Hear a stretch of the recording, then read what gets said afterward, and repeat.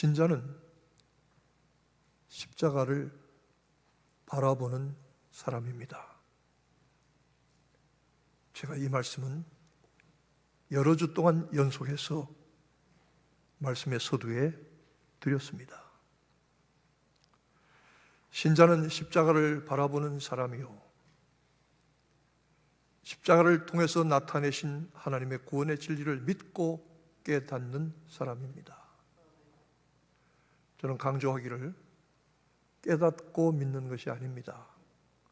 공부해서 알고 연구해서 찾아내서 믿는 것이 아니고 믿으니까 알아지는 것입니다. 믿으면 깨달아지는 것이지요. 참 묘합니다. 십자가에 높이 달려 죽임을 당하신 것이 오히려 영광된다는 역설입니다. 이 역설을 우리가 오늘 깨닫게 되기를 원하는 것이죠. 호산나 찬송하리로다 주의 이름으로 오신 이여, 지극히 높으신 곳에는 하나님께 영광, 하나님의 아들 메시아 다윗의 자손이여. 이 엄청난 찬송과 환호 가운데서도 골고다의 길을 가신 주님을 우리가 뒤따라 가려고 하는 것입니다. 종려주일에 예루살렘에 입성하실 때 이 행렬은 사실은 예루살렘에서 얼마 떨어지지 아니한 동쪽의 베다니 나사로의 동네에서부터 시작이 된 것으로 보입니다. 주님께서 최후의 예루살렘 들어가시기 전에 베단에 있는 나사로의 집에서 잠깐 머물러 쉬셨는데 그때 사람들이 몰려왔습니다. 예수가 거기 계신 줄 알았습니다. 본문은 말씀하기를 예수뿐만 아니라 예수께서 다시 살리신 나사로를 보려고 몰려왔다고 했습니다. 유대인들, 장로들, 서기관, 제사장, 바리새인들은 이때부터 예수를 죽이기로 본격적으로 모의를 시작했다는 것입니다.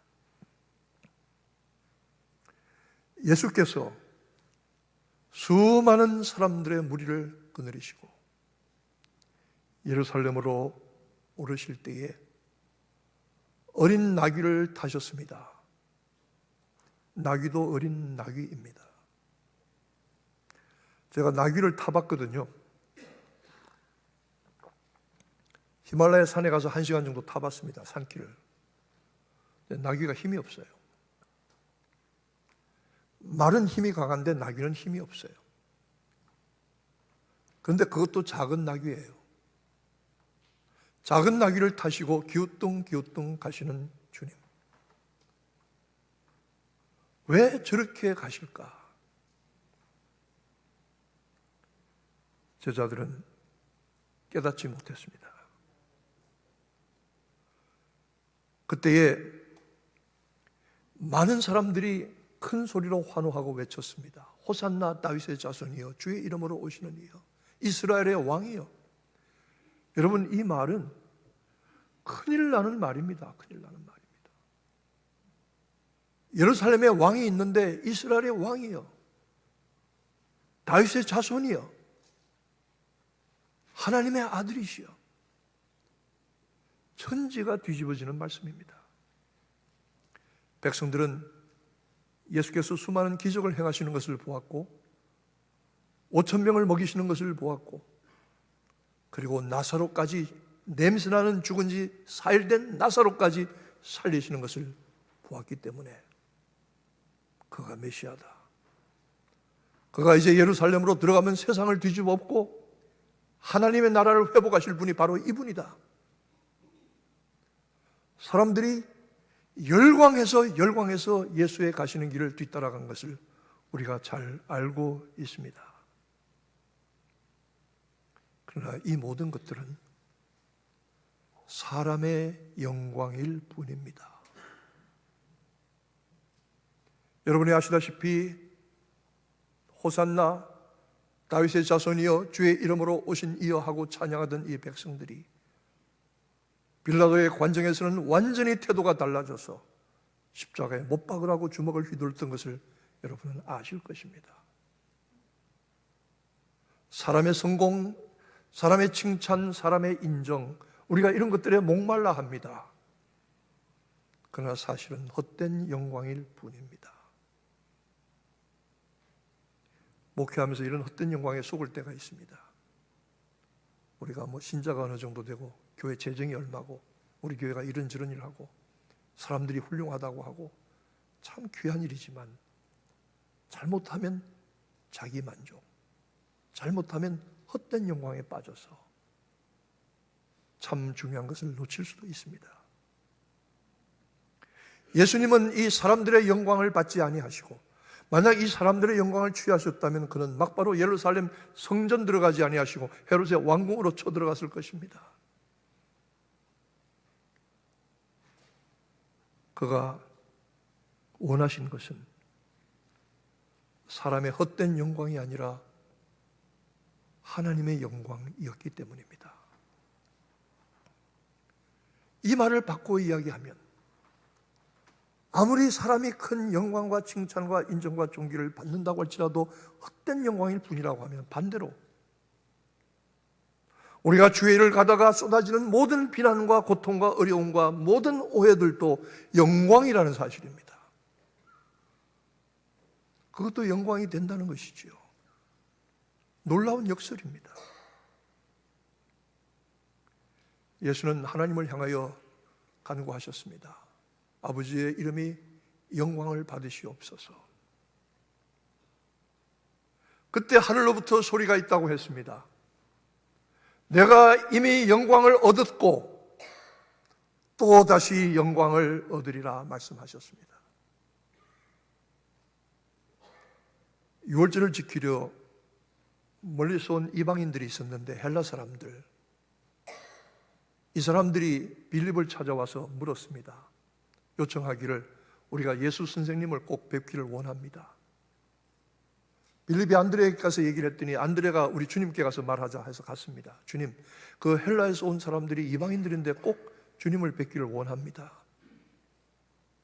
그때 주님 대답하지 아니하십니다. 그들을 만난다 안 만난다 말씀하지 아니하시고 이렇게 말씀하십니다. 이제 인자가 영광을 얻을 때가 왔도다 이렇게 말합니다. 영광을 얻을 때가 왔도다 이렇게 말합니다. 이미 예루살렘 들어오실 때 사람들이 환호하고 박수치고 종려나무 가지를 흔들고 호산나 했는데 그것 말씀하지 아니하시고 이제 영광을 받을 때가 왔도다 이렇게 말씀하십니다. 그리고 하나님이 영광을 받으시옵소서. 하나님 말씀하시길 내가 이미 영광을 얻었고 또다시 영광을 얻으리라 말씀하십니다. 사람들이 종려나무 가지를 흔들고 호산나던 이 영광은 다 돌아보지 아니하시고 이제 비로소 인자가 영광을 얻을 때가 왔도다. 이 영광이 무엇입니까? 그것은 십자가의 고난을 통한 영광입니다. 아버지께 영광되기를 원했습니다. 아버지이신 하나님이 어떻게 영광을 받으십니까? 그 자식의 그 아들의 순종함으로 영광을 받으십니다. 그리고 그 아들의 순종을 통해서 하나님의 일을 이루심으로 영광을 받으십니다. 좋은 부모 만나야 되지만 좋은 자식도 만나야 되겠더라고요. 부모를 영화롭게 하는 자식이 있더라고요. 부모에게 순종하는 자식이 있더라고요.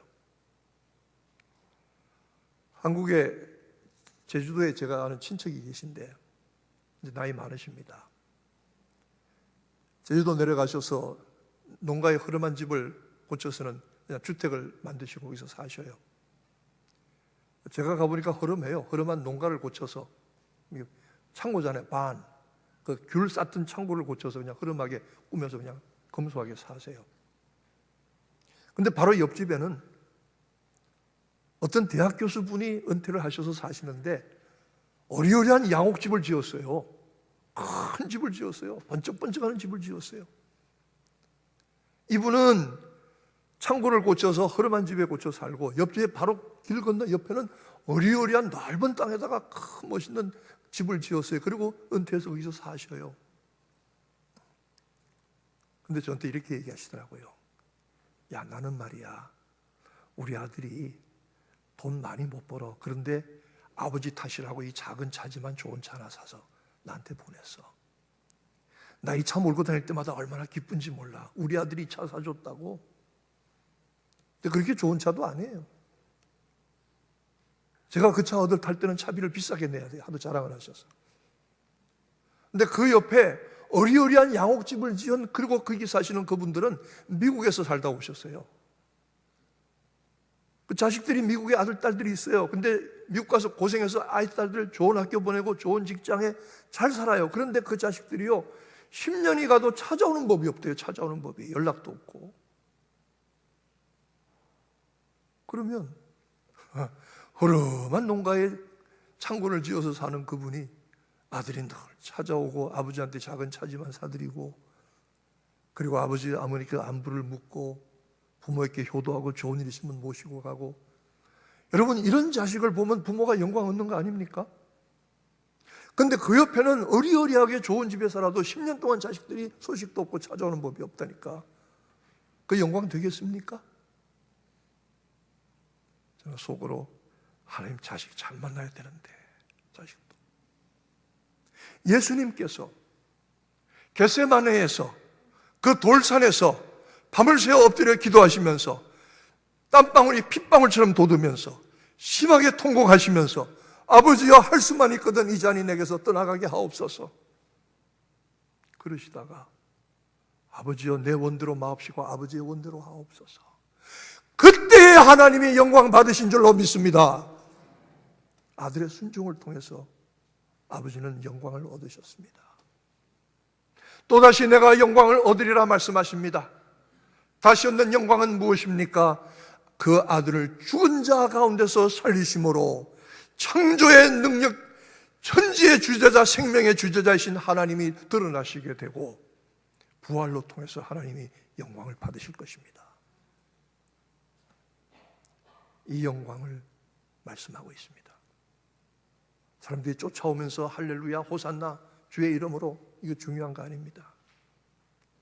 사람의 인정과 칭찬 중요하지 않습니다. 헛된 영광일 뿐입니다. 사람의 비난과 멸시와 오해와 조소도 중요하지 않습니다. 그것도 영광입니다. 주님께는 그것도 영광이었습니다.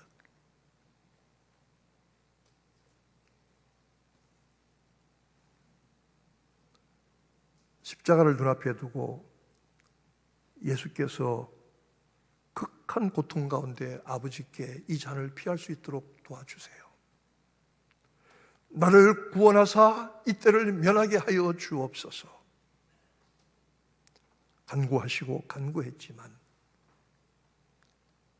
하늘의 밀이 땅에 떨어져 썩으면 많은 열매를 맺느니라 말씀하시고, 내가 있는 곳에 나를 따르는 자도 있으리라 말씀하신 주님, 이제 내가 영광을 얻을 때가 왔도다. 십자가에서 순종하심으로 아들의 순종을 통해서 아버지가 영광을 받으시고, 그가 다시 살아나심으로 하나님의 능력을 통해서 하나님은 영광을 받으셨는데, 이제 인자가 영광을 얻을 때가 왔도다. 내가 영광을 얻을 때가 왔도다. 무슨 말입니까? 저는 여기서 십자가의 영광이라는 역설을 발견한 것입니다. 요한복음 3장 14절에 이렇게 니고데모에게 말씀했습니다. 뱀이 광야에서 들린 것처럼 lift up. 인자도 the son of man shall be lift up. 인자도 들려야 하리라. 인자도 들려야 하리라. 그런데 요한복음은 이 들린다는 말을 기가 막히게 사용하고 있습니다. 예수께서 십자가에 못 박히심으로 높은 곳에 메어 달려서 그 수치와 고난의 표지가 십자가이지만, 그러나 예수 그리스도를 믿는 모든 하나님의 백성들은 그 십자가 앞에 나와서 십자가의 고난을 기리고 예수 그리스도 십자가에 못 박히신 그리스도를 바라보면서 그에게 찬송과 경배와 영광을 돌립니다. 십자가에 올르셨기 때문에 받으신 영광입니다. 하하. 십자가가 영광이구나. 고난이 영광이구나. 중요한 성경적인 원리를 발견한 것이지요. 우리가 때로는 믿음 생활하거나 믿음으로 바로 살려고 할 때 받는 어려운 일들이 있습니다. 예수 안 믿었으면 겪지 않아도 될 일들이 있습니다. 내가 이 직분을 가지고 가지 않았으면 겪지 않아도 될 일들이 있습니다. 그런데 감당할 수 없는 일들이 주어집니다. 그럴 때마다 여러분들은 이것이 영광의 길이구나. 이것이 영광의 길이구나. 사람들이 외치는 헛된 영광을 취하지 아니하시고 십자가에 오르심으로 오히려 그 십자가를 영광되게 하신 예수 그리스도. 단순한 원리입니다. 고난이 영광입니다. 십자가가 영광입니다. 예수는 사람들의 영광이 아닌 오직 아버지께로부터 오는 영광을 구하셨습니다. 번민과 결단을 통해서 십자가, 그 후에 모든 영광 보셨습니다. 십자가를 개의치 아니하시고 자기 앞에 부끄러움을 개의치 아니하셨다가 하나님 보좌 우편에 앉으셨느니라. 하나님 보좌 우편에 앉으셨느니라. 우리가 아무리 고생해야 주님의 십자가만 하겠습니까? 아무리 힘들어야만 주님의 고난만 하겠습니까? 그러나 우리는 믿음으로 따라갑니다. 그저 그 길을 따라가려고 흉내를 냅니다. 그러나 십자가 그 건너편에 보이는 그 빛난 영광도 고난과 함께 보아야 할 것입니다. 그러므로 장차 너희에게 나타날 영광은 현재 고난과 좋게 비교할 수 없다고 로마서 8장에 말씀하고 있습니다. 이 고난의 절기에 이미 그리스도께서 부활하셔서 하나님 우편에서 영광의 자리에 계신 것 마찬가지로 우리도 주님의 뒤를 따르면서 우리에게 주어지는 작은 고통과 수고를 마다하지 아니하고 하나님께 순종함으로 아버지께 영광이 되게 하시고 부활의 날에 우리가 주님의 부활에 참여함으로 부활의 영광을 통해서 하나님께 영광을 돌리게 하시고 우리도 그리스도의 고난에 참여함으로 높이 들리는 일이 오히려 영광이 되는 것을 깨닫는 복된 절기가 되어지기를 주님의 이름으로 축원합니다. 기도하겠습니다. 호산나 다윗의 자손이여 외치는 사람들의 소리에 영광을 받지 아니하시고 아버지의 뜻에 순종함으로 아버지께 영광이 되게 하시고 다시 사심으로 창조주 생명의 주이신 하나님께 영광 되게 하시고 십자가에 높이 달리셨으나 부끄러움을 개의치 아니하시더니 십자가에 달리신 그 모습을 저희가 흠모하며 경배하며 찬양하는 것, 영광되게 하신 것, 우리도 고난과 어려움이 주의 뜻을 따라 사는 길이 그 고통과 어려움 모든 것들이 오히려 영광되는 것을 깨닫게 하시고 십자가가 곧 영광인 그 길로 가게 하시기를 예수님의 이름으로 기도하옵나이다. 아멘.